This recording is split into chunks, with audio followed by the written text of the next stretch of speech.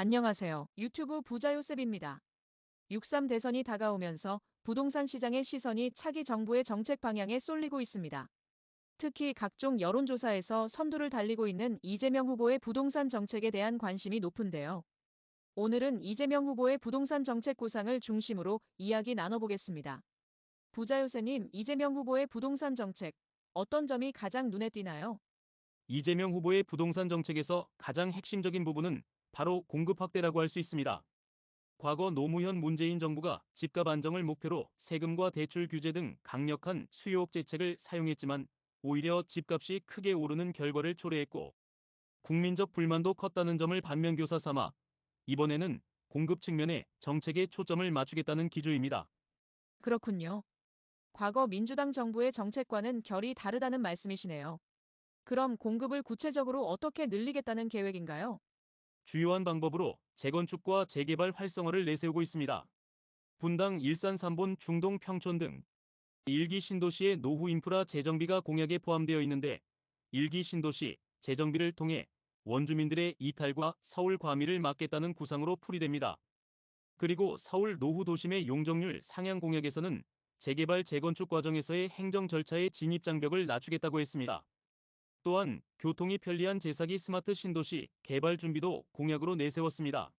미래형 스마트 도시를 구축하고 생활 인프라를 확충하겠다는 구상입니다.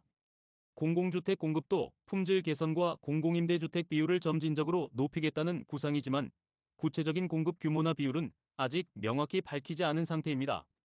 재건축 재개발 규제 완화는 다른 후보들과도 비슷한 기조를 보이는 것 같네요. 부동산 세금 관련해서 이재명 후보의 특징적인 공약이 있나요? 과거 문재인 정부가 종부세, 취득세 중과 공시가격 인상 등으로 세금 규제를 강화했던 것과 달리 민주당은 대선 이후 출범할 차기 정부에서 부동산 세금에 대한 추가 규제를 최소화하겠다는 방침을 세웠습니다. 세금으로 부동산 시장을 인위적으로 규제하거나 세 부담을 강화하지 않겠다는 건데요.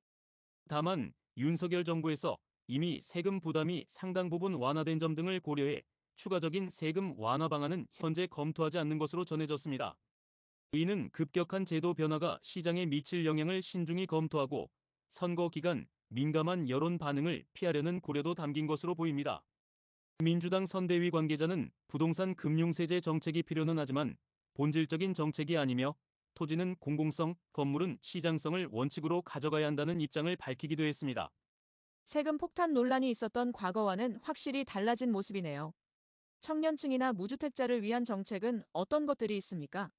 청년층 주거와 관련해서는 청년 맞춤형 공공분양과 고품질 공공임대주택을 대폭 늘려 주거 불안을 덜겠다고 했고 무주택 청년 가구의 월세 지원 대상을 넓히고 월세 세액공제도 확대할 방침입니다. 최근 심각한 문제로 떠오른 전세 사기 문제 해결을 위해 보증제도를 개선하고 전월세, 보증금 사기 가해자 처벌을 강화하며 월세 세액공제 대상을 늘리는 방안도 포함했습니다. 또한 고령자를 위한 고령자 친화주택 및 은퇴자, 도시 조성 공약도 내세웠습니다. 지역 균형 발전 측면에서의 부동산 관련 공약도 있을까요?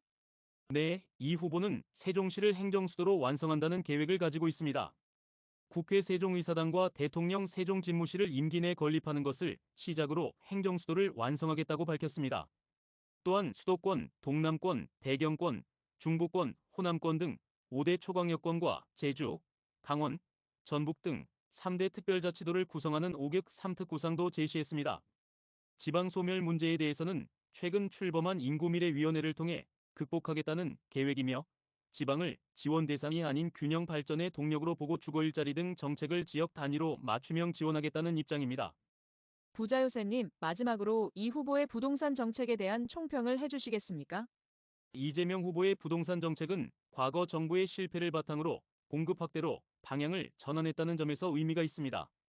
그리고 재건축 재개발 활성화를 통한 공급 방안이나 청년, 무주택자, 고령자 등 특정 계층을 위한 정책들도 제시되었습니다.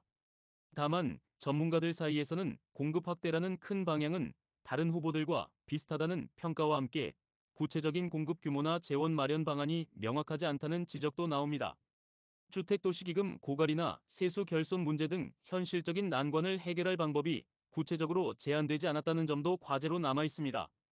전반적으로 이번 대선에서는 선거 기간이 짧고 현 정부의 재원 상황 등을 고려하여 부동산 공약을 크게 이슈화하려는 의도가 약해 보이며 파격적인 공약보다는 신중한 접근을 취했다는 분석도 있습니다. 네, 이재명 후보의 부동산 정책에 대해 상세히 설명해 주셨습니다.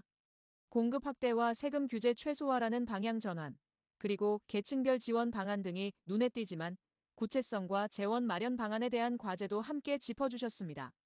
오늘 팟캐스트에서는 이재명 후보의 부동산 정책에 대해 부자 요새님과 함께 이야기 나눠봤습니다. 앞으로도 유익한 부동산 정보를 얻고 싶으신 분은 구독 부탁드립니다.